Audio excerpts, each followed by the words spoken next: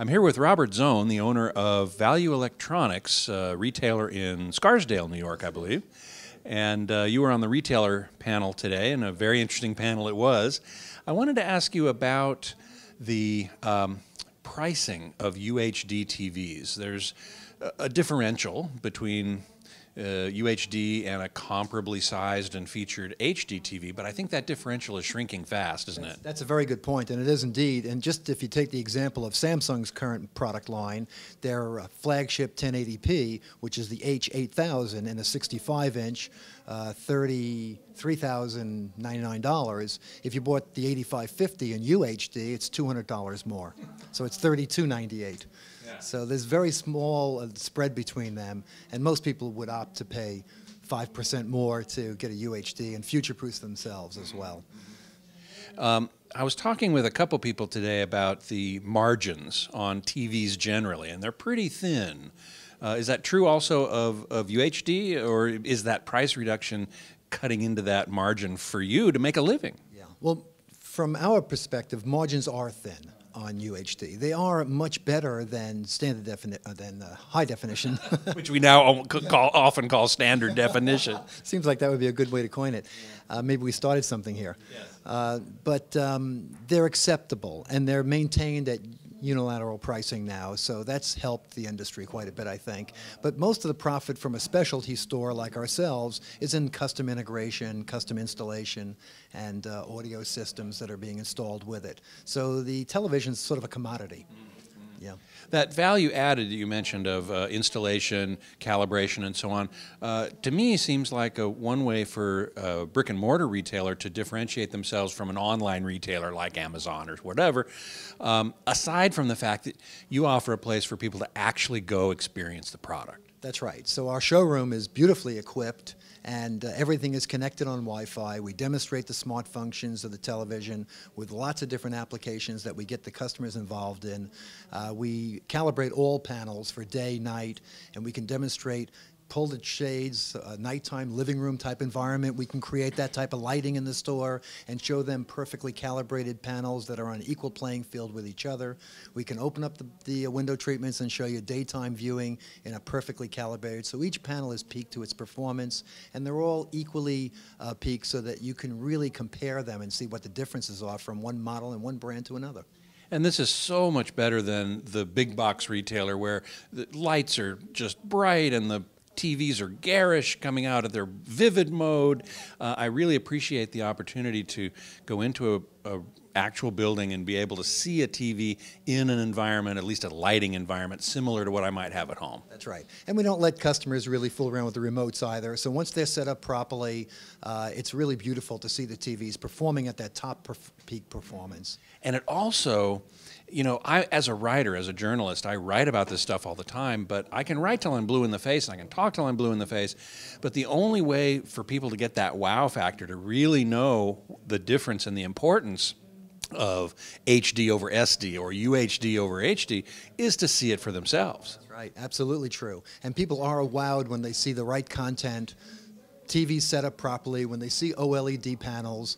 It really makes a big difference when you can really view them in the proper environment as well as the proper settings put in them. What kind of content, do you have native UHD content that you're playing on these TVs? Because that's, I mean, upscaling is important, critically important, as we learned at the conference today.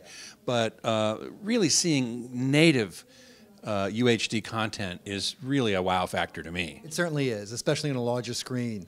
So we have a fair amount of content. Of course, we have the Sony Media Player. We have content from the manufacturers. We have Sony's UHD pack, which is a 1 gigabyte hard drive, and their prior 500 gigabyte hard drive. So we do a very, very good job. That was actually 1 terabyte there, new 5 movies on it. It's really, really beautiful to see it. We also shoot a lot of our own content. So we have UHD camcorders. We film a lot, and we show our own content. We also stream House of Cards. I hope nobody from Netflix is going to sue me. I don't know if I'm allowed to do that in my store. But I would think it would be under fair use. Yeah, it is. It is. It's one-on-one with customers that are in store. We don't charge for admission or anything, and we show House of Cards because that's a big selling factor to show people content. They have a lot of documentaries, nature shows, they have a couple of movies they just put up, so there is content that's starting to come about, and a lot of people would want to future-proof themselves anyway and get the top-of-the-line product. Now, one of the things that distinguishes Value Electronics, and I think is a wonderful service that you provide, is called the Value Electronics Shootout, where you put up some number of flat panels, totally calibrated, as you said, just like in your store.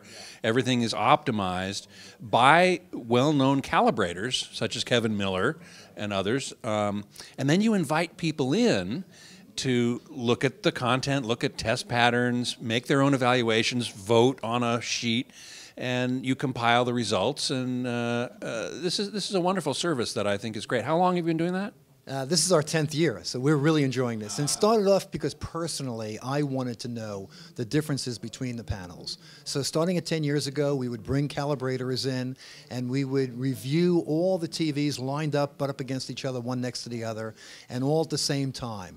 And it was because I wanted to educate myself a little bit further so I can speak more intelligently to customers, and so that I would know which really delivers the best picture. It's parlayed itself into being one of the most well-respected reviews in the industry today, and a lot of review companies are now looking at putting up panels next to each other, and so it's caught on. By the way, the name is that we own is a television or TV shootout evaluation, and we've trademarked a few other names along with that as well. Well, I don't want to get anything wrong there, so thank you for correcting me. Got to keep the attorneys happy. Yes, indeed. How do you deal with different screen sizes? I heard you say in the panel today that you're now specializing in 79 inches and above, generally, at your store. So I assume that most of the TVs at this year's shootout will be of that size. But you said you were going to have a couple of, like maybe an OLED and maybe one or two other things that will probably be of a substantially smaller size. So the part A of my question is, how do you deal with that? Part B is, do you try to mask the maker of each TV so that it's more of a quote-unquote blind comparison, or do you just let people know that that's a Samsung and that's a Sony or whatever? Well, we've wrestled with that quite a bit because we want it to be totally unbiased. So we ask everybody who is voting, and only consumers can vote. We don't let manufacturers or calibrators or any professional people vote. I thought you had a separate poll among the calibrators and the professionals in the audience. Thanks for correcting me. Thank you. That's correct. We do. But it's kept separate from the consumer vote. And we publish both results. And they're usually quite similar, by the way. So we ask people to please be unbiased about their evaluations and any biases they may have to brands or models. So it works pretty well. The reason we don't cover them is because they all have their unique shapes and menus, and very quickly people start talking in the audience about, oh, I know what that is. So we want to focus on the picture quality. We don't want people trying to figure out other things that we're trying to hide from them until the end. So we've made a decision to just ask people to be honest about this and use their judgment to look at the picture quality only. Are you going to have any curved screens in this year's shootout? Yes, there are. Samsung has the curved flagship model, the HU9000, and that'll be in the shootout at either a 79 or a 78 inch or a 110 inch. And yeah, we're going to have big screens. And then we have LG has a brand new, it's 1080p, but it has a higher dynamic range with some extra brightness in it, the EC9700, and that'll be in a 55 inch. We're also going to have the winner from last year's shootout by popular vote, which is the F8500 Plasma in a 64 inch. Everything else will be 79 inch and up. And bigger. So is it really a problem if there are TVs of different size in the shootout? Well, when they're, as you and discussed last year, by the way, with Kevin Miller, when they're smaller screens, they'll be stacked on top of each other. When they're very large screens, they'll be just butt up against each other. So where we'll have the smaller screens, they'll be stacked too high. And that's how we're saving a little space and getting them very, very close together rather than spreading them out.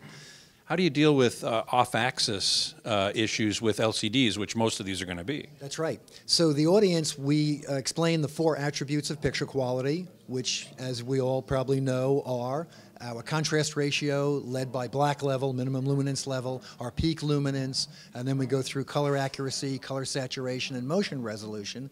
We also review off-axis viewing. But while we are teaching each and every attribute, we'll put up test patterns, and then we'll put up content that exploits that test pattern. And we'll ask everybody, as they're voting on each attribute, to walk around the room in front of each television very closely and compare them up close, straight on. So the whole audience parades around the televisions. Yeah. I hope you get a picture or a video of that. We do. Thank you. We do. It's quite a sight to see. Yeah. And we usually have about 70 people each night. We do it 2 nights because we want to have as many people participating as possible. So the total in attendance for the 2 nights is about 140, 150. It's a good crowd. Do we know the dates of this year's shootout? We're trying to nail down July 19th and 20th, and I'd say it's 98% nailed down. The things that are causing us some deliberation over it is there's some new panels coming out that we're trying to include. So we're waiting for manufacturers to have production of some of these new panels. We buy every TV. We take them random out of our inventory. No samples from manufacturers. No evaluation engineering units. We also have some very highly respected VIP special guests, and we're trying to juggle their schedules as well. Dr. Larry Weber is coming again this year. So we have some very special VIP guests, and we want to have the opportunity for as many, if not all of them, as well as many, if not all, of the panels that are worthy to participate. We have a process of evaluating the panels for entry, and we have a couple that look right, and we would like to wait for them. So we're not going to wait much longer, but it's possible that that date may change slightly. Okay. And the only panels that can be in the shootout are those that you sell as a retailer, right? Actually, no. We've asked Panasonic to participate this year. We don't sell their panels because they have gone to a program of container loads to big, giant, big box stores. But I treat the evaluation event completely separate from my business.